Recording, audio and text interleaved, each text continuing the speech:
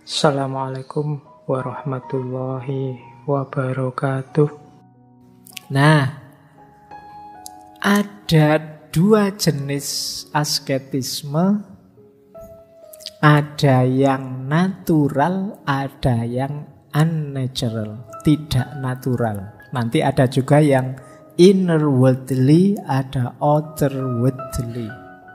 Ini kalau pembagian inner dan outer ini dari sosiolog Max Weber. Kalau natural dan unnatural, yang natural itu gaya hidup asketik, ya memang hidup sederhana, mengurangi apa-apa, tapi masih dalam batas-batas normal, manusiawi. Tidak ada unsur-unsur penyiksaan tubuh. Nanti ada yang ekstrim, yaitu yang tidak natural. Kan teman-teman mungkin pernah lihat orang-orang mistikus tertentu itu yang aktivitasnya agak keras, ekstrim. Ada yang sampai tidur di atas paku misalnya. Ada yang melakukan, kemarin saya baca itu ada di India itu yogi yang ngangkat tangannya ini sudah puluhan tahun tidak diturun-turunkan. Yoganya sejenis itu. Nah, ini jenis agak menyiksa diri, namanya unnatural. Tapi kalau puasa ada sahurnya, ada bukanya, itu manusiawi, masih natural saja. Jadi masih, apalagi kalian kalau puasa dan sahur dan bukanya kan kadang-kadang lebih mewah dari kalau tidak puasa. Itu nilai tirakatnya berkurang banyak itu. Tapi masih dalam kategori natural, masih manusiawi. Yo, sholat malam ya, tapi ya tidur. Nanti ada mungkin sufi tertentu yang tidak tidur. Semalam sholat sekian ratus rakaat misalnya. Ada yang begitu. Nah, ini jenis unnatural. Ya manusia butuh tidur. Kalau dipakai ibadah terus nanti jangan-jangan sakit. Nah ini, tapi memang ada itu. Kalau teman-teman membaca sejarah perilaku asketik, ya memang ada yang unnatural. Bahkan ada yang sampai menyakiti diri, menyusahkan diri. Itu kalau teman-teman membaca sejarahnya Buddha itu sebelum beliau mengalami pencerahan kan mengikuti tirakat-tirakat dari berbagai tradisi spiritual yang banyak diantaranya menyiksa diri. Nah, itu namanya unnatural. Demikian juga ada yang inner worldly, ada yang outer worldly. Inner worldly itu masih terlibat dalam hidup sehari-hari. Tapi kalau outer worldly itu keluar dari dunia terus hidup menyendiri. Nah itu outer worldly namanya. Kalau misalnya ada yang ke hutan menjauh dari masyarakat, hidup sendirian saja, tidak perlu dibantu orang lain, itu outer worldly namanya.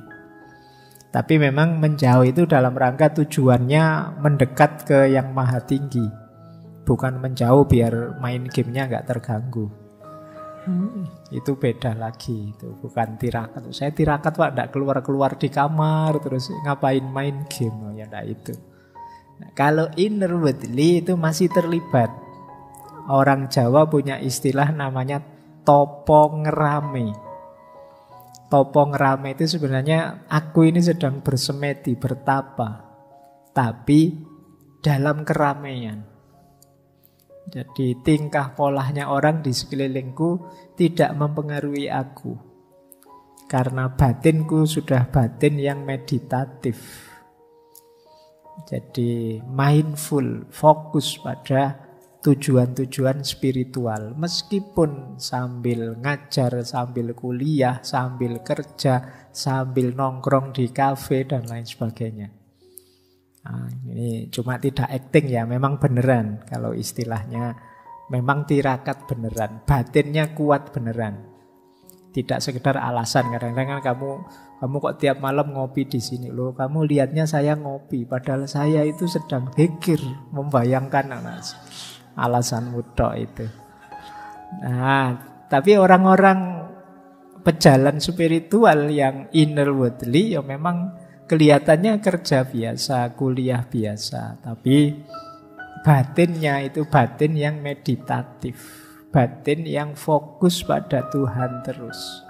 Ya kalau bahasanya Al-Quran kan yang ingat Allah dalam keadaan berdiri, duduk maupun berbaring.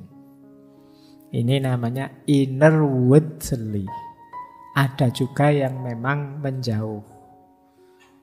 Zaman dulu kalau di Jawa ada istilah topo broto, menjauh dari keramaian ke tengah hutan, ya hidup seadanya dari apa yang ada di sekelilingnya untuk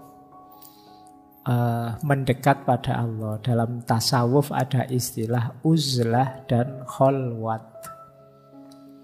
Uzlah itu menjauh dari keramaian. Kalau kholwat itu artinya mengurung diri. Jadi nyepi, menjauh dari keramaian. Baik, jadi ada dua jenis ya. Ini kita tidak menilai dulu. Pak, itu yang tidak manusiawi itu berarti negatif ya Pak.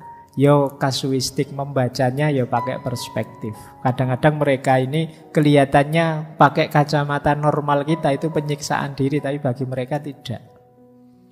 Bagi mereka punya pandangan bahwa fisik ini kadang-kadang memang harus disiksa sedikit. Biar ndak manja, biar ndak nyeleweng.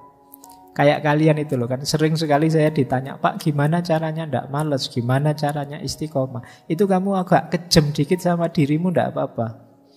Kalau nggak dipaksa dikit ya biasanya ya males tetap. Istiqomah sulit. Saya pengen istiqomah tiap pagi baca buku misalnya. Itu godaannya banyak. Agak menyiksa. Pak, diri kita kok dipaksa tuh Pak? Iya, kalau nggak dipaksa manja kadang-kadang. Pingin enak terus. Nyari alasan aja. Loh kemarin kan janjinya tiap pagi baca buku. Iya Pak, tapi kan yo masa harus begitu? Kadang-kadang kan yo ada istirahatnya, wong kita itu manusia. Ya, alasanmu gitu.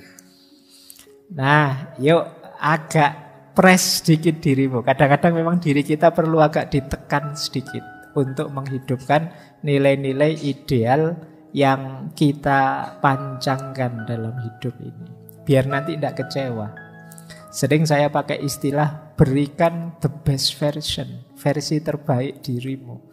Berarti apa? Ya melakukan apapun sepenuh daya, sepenuh tenaga. Sehingga kadang-kadang orang melihatnya, wah keras sekali ya, enggak manusiawi menurut saya. Mungkin begitu. Tapi dalam konteks para darwis, para sufi, para mistikus itu sebenarnya bagi mereka memang tujuannya untuk melemahkan yang materi, yang fisik. Karena dia sering jadi penghalang. Jadi lemes enggak apa-apa, mungkin begitu. Karena dengan lemes itu enggak mikir aneh-aneh wis. Kalau kamu terlalu banyak makan, energimu berlimpah ruah, itu kan terus mikir aneh-aneh. Ingin nyoba ini, nyoba itu, menjelajah ini, menjelajah itu, ada dorongan nafsu ini, ingin itu, dan lain sebagainya. Tapi begitu kamu lemes, kayak kamu menjelang buka puasa itu loh. Itu kan lemes, itu ditawari apa-apa kan males. Terus pokoknya pingin segera nang buka puasa. Nanti habis buka puasa energimu full. Terus mulai mikir aneh-aneh sudah. Mulai melakukan yang aneh-aneh. Nah, logik yang sama yang dilakukan oleh para mistikus ini dengan gaya hidup asketisnya. Sehingga kadang-kadang ada logik melemahkan yang fisik biar yang batin kuat.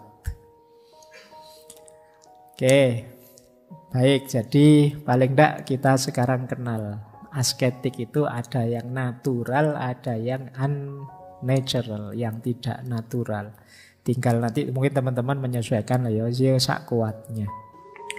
Oke, untuk malam hari ini saya cukupkan sekian dulu. Mohon maaf kalau ada yang kurang berkenan, mungkin 1-2 kekurangan apa, mohon dimaklumi. Kalau ada kekhilafan, kealpaan yang teman-teman ngerti benernya seperti apa, ya silahkan disampaikan. Kurang lebihnya mohon maaf. Wallahul muwaffiq, wallahu a'lam bissawab. Wassalamualaikum warahmatullahi wabarakatuh.